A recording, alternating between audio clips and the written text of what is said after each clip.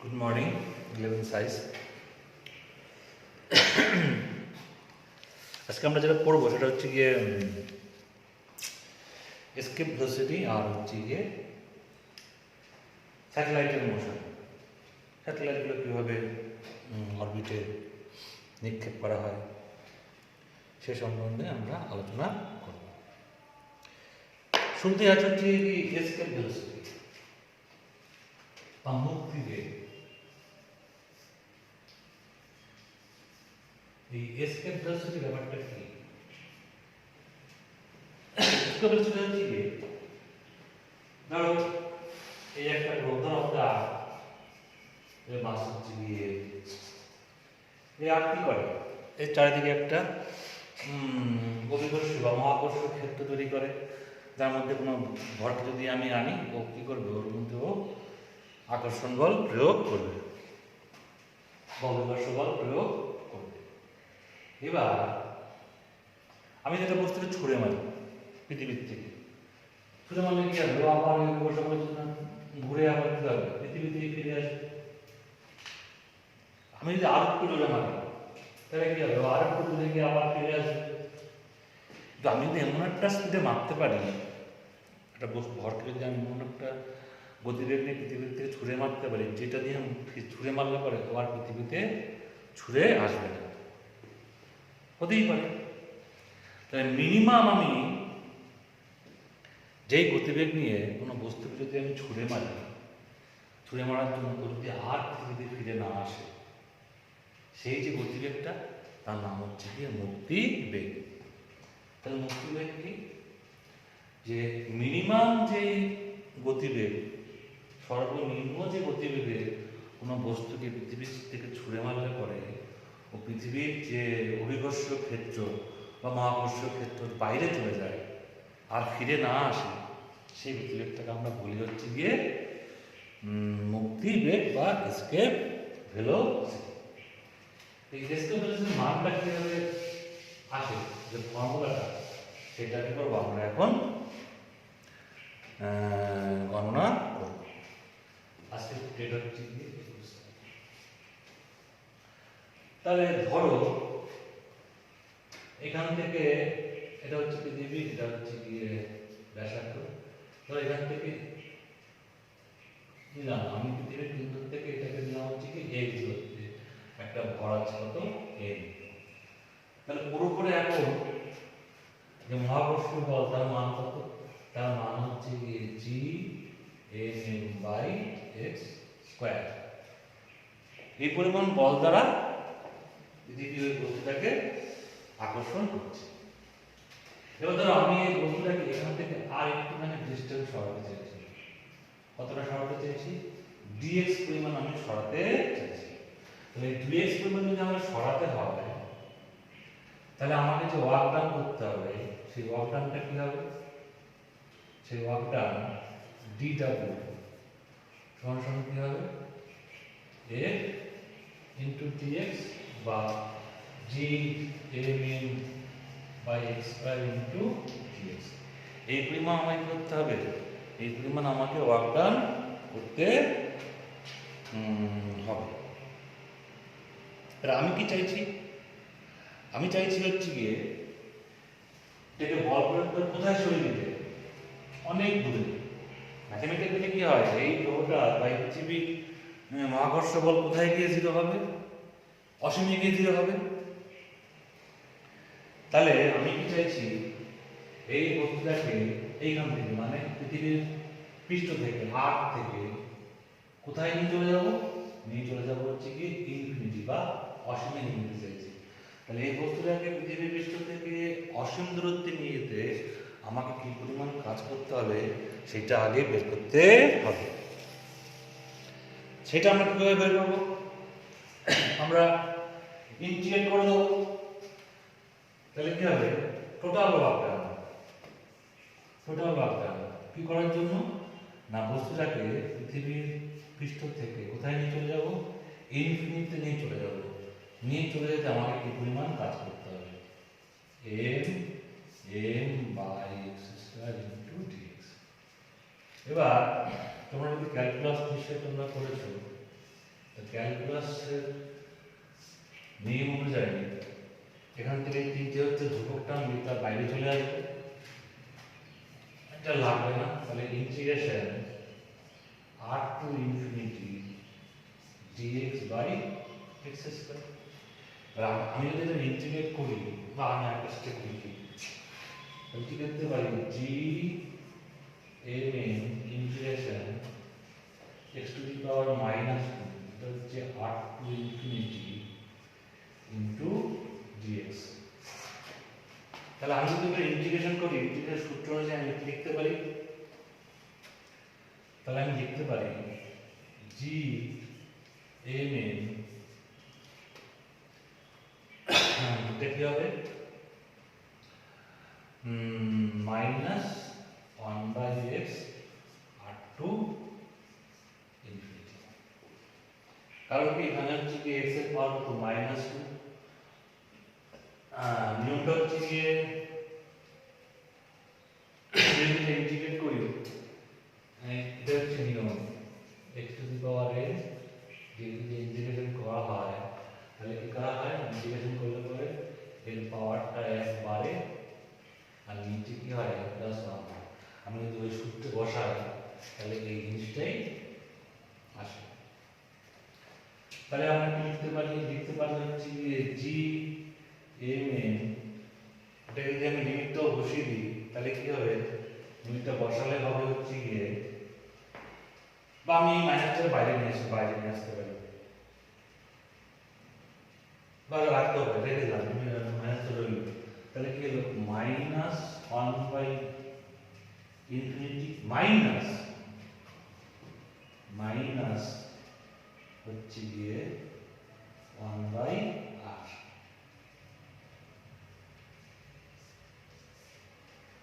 তাহলে কি হবে, 1 বাই ইনফিনিটি মানে 0, এখানে মাইনাস মাইনাস কি হবে, প্লাস হয়ে যাবে। তাহলে এখানে কি করে থাকবে, সরি হ্যাঁ r। তাহলে কি পেলাম, হচ্ছে গিয়ে g mn বাই r। এটা হচ্ছে গিয়ে কি আমার টোটাল ওয়ার্ক ডান কি করার জন্য, ওই m ভরের বস্তুটাকে পৃথিবীর ভিতর থেকে অসীম দূরত্বে নিয়ে যাওয়ার জন্য আমার যে মোট কার্যের পরিমাণ সেটা হলো গিয়ে g mn বাই r। তাহলে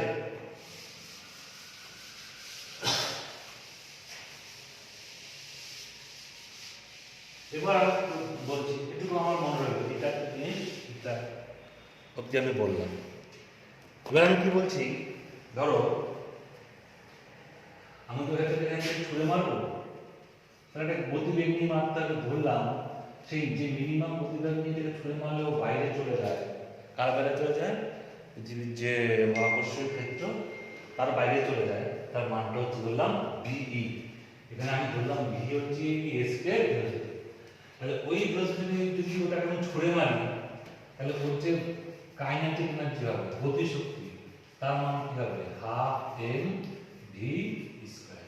কি বললাম, ধরলাম যে মিনিমাম ভি পরিমাণ বেগ নিয়ে যদি ওটাকে আমি ছুঁড়ে মারি তাহলে কি হয়, ও পৃথিবীর যে অভিকর্ষীয় ক্ষেত্র তার বাইরে চলে যায়। তাহলে সেক্ষেত্রে গতিবেগ গতিশক্তি কত হয়, হাফ এম ভি স্কয়ার। এবার আমরা জানি এই শক্তি কোথা থেকে আসবে, যদি এই পরিমাণ কার্য করি তাহলেই আসবে। তাহলে অবশ্যই কি হবে, এই কাইনেটিক এনার্জি সমান কি হবে, এই কার্যের সমান। তাহলে হাফ এম ভি স্কয়ার সমান হচ্ছে কি জি এম এম বাই আর। দিকে কি হবে, এম এম কাটবে। তাহলে আমি কি লিখতে পারি, ভি সমান লিখতে পারি √2 জি এম এম বাই আর। এবার পৃথিবী পৃষ্ঠে অভিকর্ষ ত্বরণ জি সমান হচ্ছে গিয়ে জি এম এম বাই কি আর স্কয়ার। তাহলে আমি যদি এখানে জি এম এর মান বসাই তাহলে জি এম সমান কি হবে, তাহলে এখান থেকে আমি লিখতে পারি জি এম সমান হচ্ছে গিয়ে জি আর স্কয়ার। আমি যদি এখানে জি এর মান বসাই তাহলে যেটা পড়ে থাকবে ভি সমান হচ্ছে যে √2GR।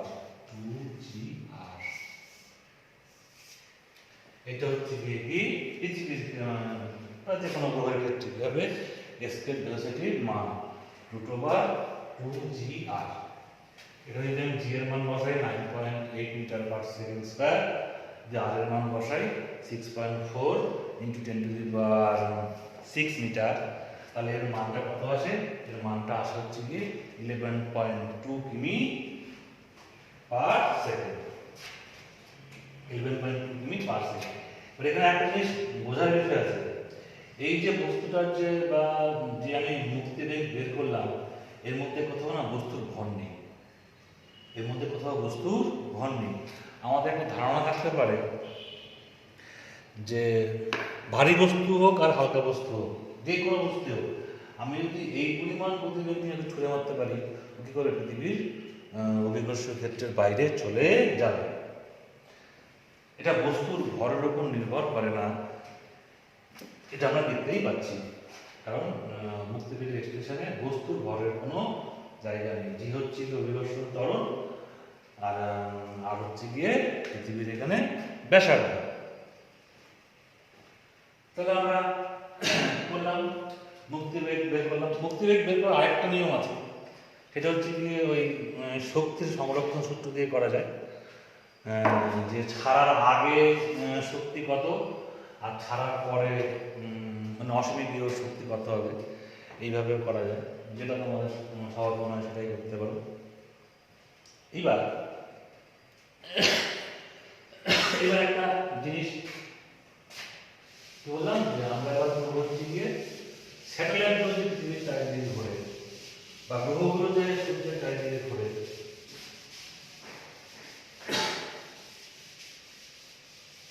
তার গতিবেগ সেটা আমরা কিভাবে গণনা করব।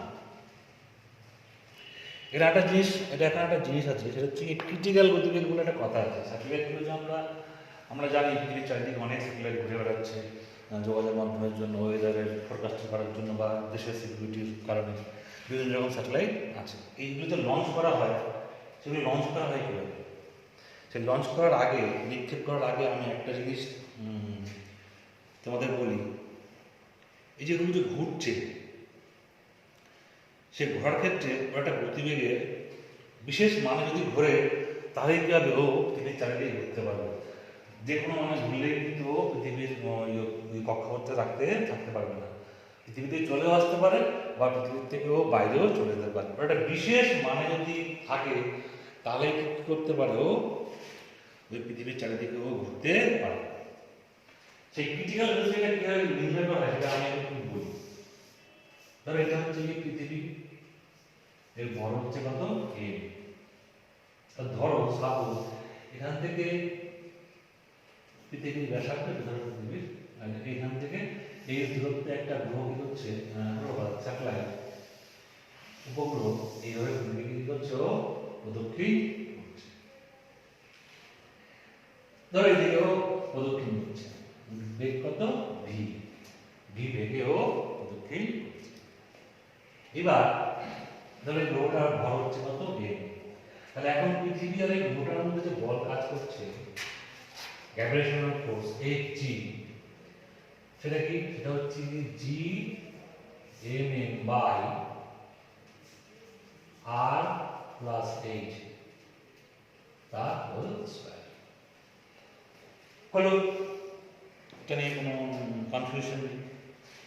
এইবার এই যে উপগ্রহটা যে পৃথিবীর চারিদিকে ঘুরছে, সে ঘোরার জন্য কি হচ্ছে? ওর মধ্যে একটা সেন্ট্রিপিটাল ফোর্সেরও তৈরি হয়।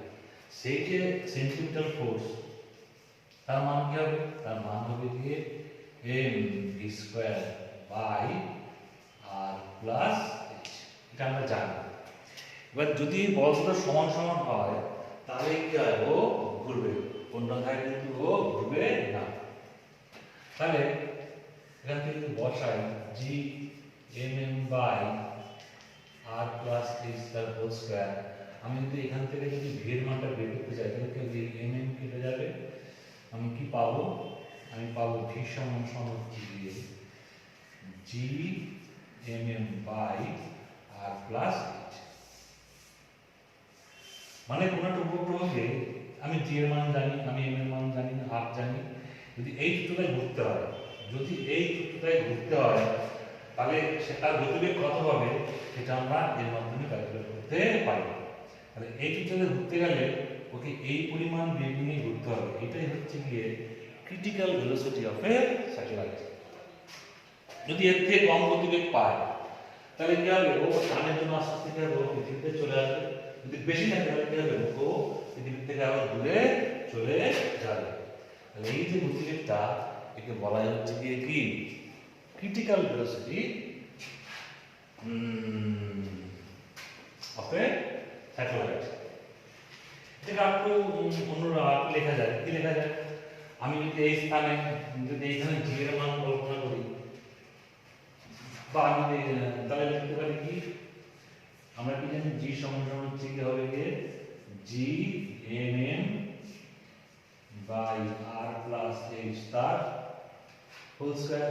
তাহলে এখান থেকে যদি আমি মান বসিয়ে দিই, জি এর মান বসার পরে কি আসবে, আসলে এরকম লেখা যাবে, লেখা যাবে হচ্ছে গিয়ে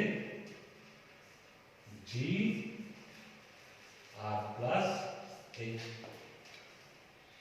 এটাও লিখতে পারি। এবার তোমরা আমি জি এর মান কোথায় বসাচ্ছি, আমি এইখান থেকে জি এর মান বসাচ্ছি। আমি যেখানে জি এর মান বসাই তাহলে সেক্ষেত্রে কি হবে, সেক্ষেত্রে কি হবে, সেক্ষেত্রে হবে হচ্ছে গিয়ে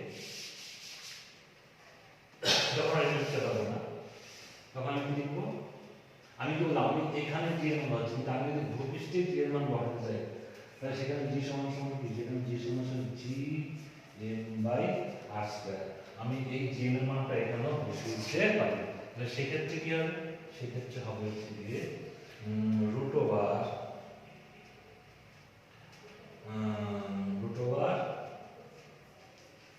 জি R square by R plus H.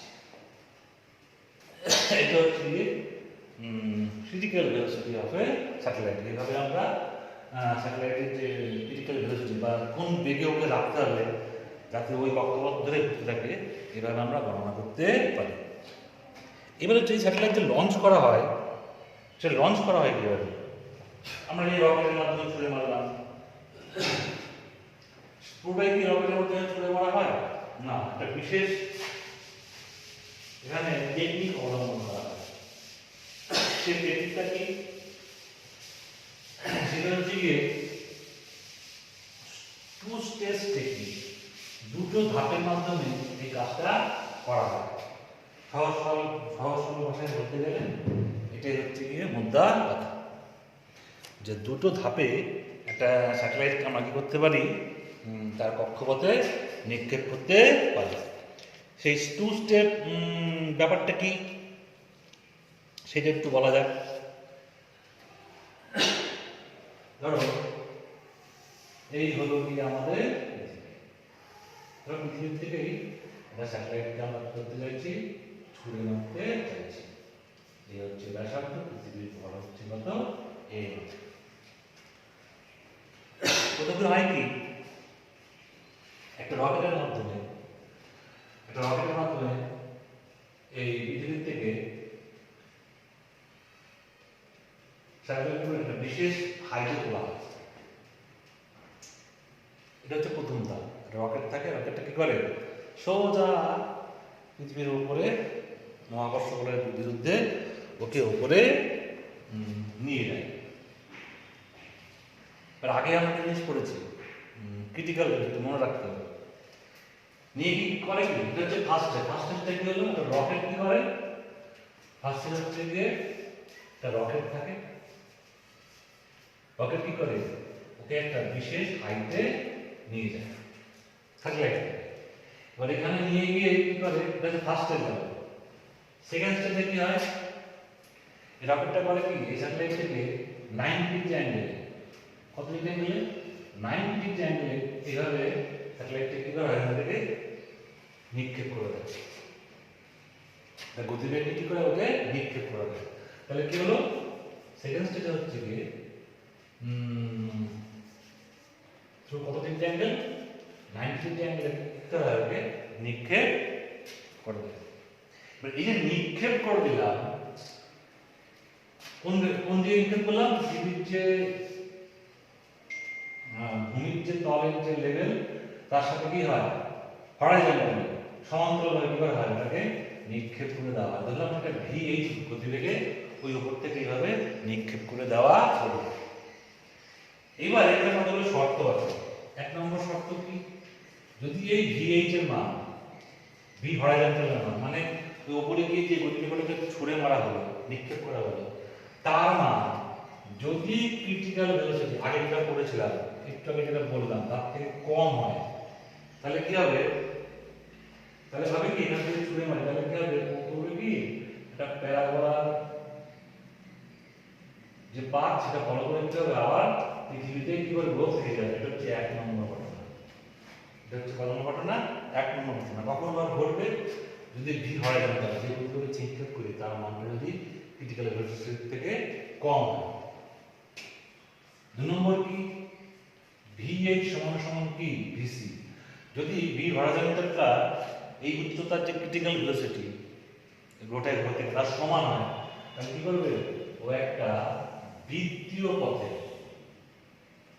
ওই উপরটা কি করবে একটা বৃত্তীয় পথে পৃথিবীটা কি করবে প্রদক্ষিণ করতে থাকবে। তিন নম্বর কি হলো, VH greater than VC but less than VE।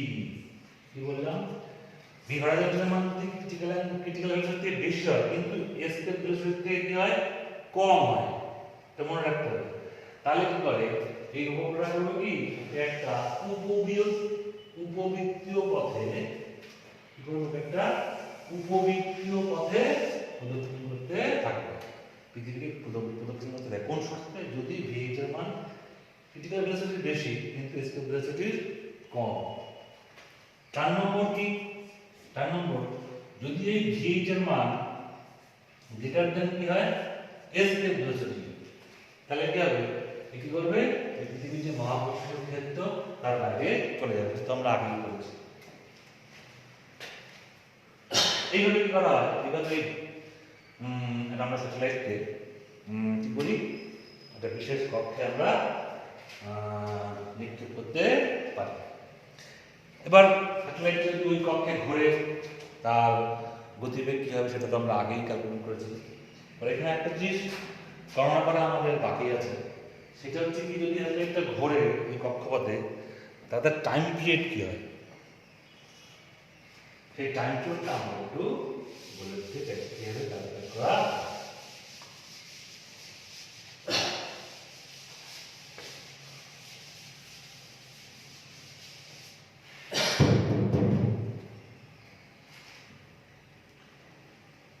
ধরো এখান থেকে এই দুটোটাই ছিল, এখান থেকে ছুটে মারা হয়েছে তাই ছোট একটা এরকম দ্বিতীয় পথেও ধরো ঘুরছে।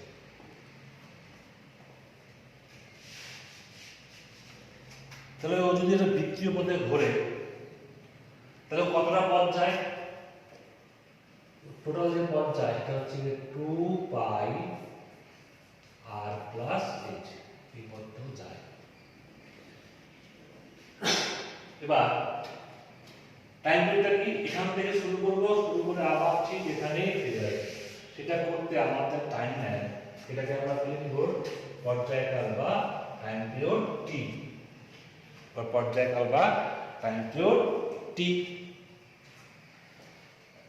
তাহলে এই পর্যায়কাল টাইম পিরিয়ড টি সমান সমান কি হবে, আমি যদি এটাকে ধরো এদিকে যদি ভি গতিবেগে ছুঁড়ে মারি, যেটা আগে VH বলছিলাম, যদি সেই VH গতিবেগে ছুঁড়ে মারি তাহলে ক্যালকুলেট কি হবে, এই পথটা আমি যাব, আমার গতিবেগ কত, গতিবেগটা হচ্ছে গিয়ে VH।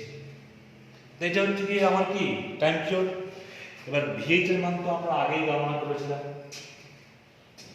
VH এর মানটা আমরা কত গণনা করেছিলাম 2 pi r plus h by root over gm by r plus h।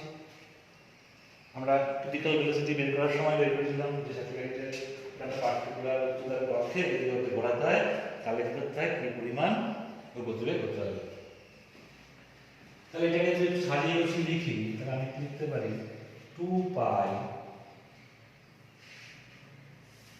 এটা উপরে চলে যাবে, তার মানে কত হলো r প্লাস h তার কিউব বাই হচ্ছে গিয়ে কি জি এম। এটা হচ্ছে গিয়ে ওই স্যাটেলাইটটা পর্যায়কাল নির্ণয় করার সূত্র। এটা হলো ওই স্যাটেলাইটটার পর্যায়কাল নির্ণয় করার সূত্র। এখানে আমরা জিএম এর মান বসাতে পারি, জিএম এর পরিবর্তে বসাতে পারি, বসাতে পারি জি আর স্কয়ার বসাতেই পারি।